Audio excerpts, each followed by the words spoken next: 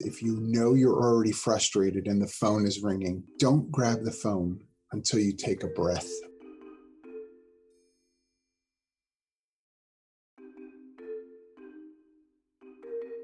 It's interesting when frustration happens. I think that we default into sort of those base responses.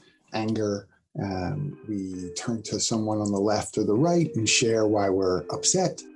And really, when you have to manage frustration, it's a discipline.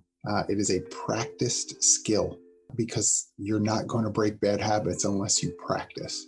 Sometimes it's a matter of changing your mindset through breathing. If you feel tense, if you know you're already frustrated and the phone is ringing, don't grab the phone until you take a breath or two or three and pick it up with an intentional tone to be different than what you just were feeling. That's a practice. If you're used to just responding, reacting, grabbing phones, firing off emails, you'll continue to do that until you take a deliberate step to train your brain differently. I also think sometimes there is great benefit in counting the costs.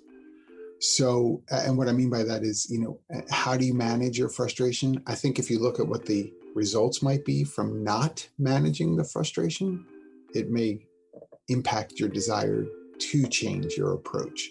If I count the costs, what will it mean if I continue to be angry, short-tempered, I put people off? What will that mean long-term for me as a professional?